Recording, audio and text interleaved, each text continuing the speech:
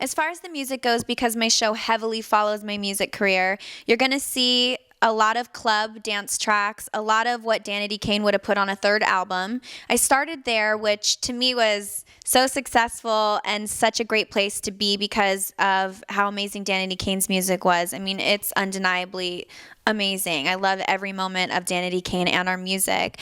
And I will say, that's where I started musically. I actually went to a place beyond that, which I wasn't even expecting to find, which is finding my own solo niche. I mean, when you're in a group, you can stay pretty broad about things. There's so many opinions and so many diverse understandings of life that you kind of stay more broad with your message. Whereas when you're a solo artist, you have more of an ability to talk about what's inside of your heart. So for me, as you'll see with Goodbye Heartbreak, that really was me letting go of my past and voicing what I have been feeling for a very long time and where I hope to go from that feeling. And I hope that it can inspire anyone that has had a lot of heartbreak in their past to let go of it and find a better place on their own.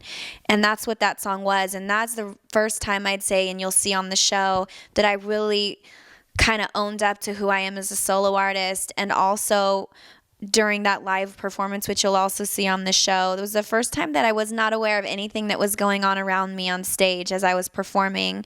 And I love that feeling because usually I'm always a bit aware of how it's sounding, how I'm looking, how everyone's perceiving what's going on. And with Goodbye Heartbreak, when I performed it, it was the first time everything was tuned out and I was really able to touch on the emotional, like mess of the past 5 years and really, let it go. Goodbye Heartbreak is pretty much where the album's starting in reference to really bleeding my voice strong in my music. I'm writing everything on my album. I can't tell you exactly where it goes right now because the show follows the earlier stages of it and leading up to whether or not I get a record deal. So you have to watch the show to stay informed with where the music is going. But for me, I will say this on the show and the music that you will see, it started to take a real presence for me as a solo artist during the Goodbye Heartbreak stages. When Chanel and I first started working, I was definitely in an 80s mind state. I loved the throwback to like the Madonna days, the Janet days, early Janet days. That's where I started when I got in the studio, and that's kind of where I wanted my music to start at. It almost kind of started bleeding into 90s retro sounds. 90s music, I'd say, in my lifetime is my favorite era of music.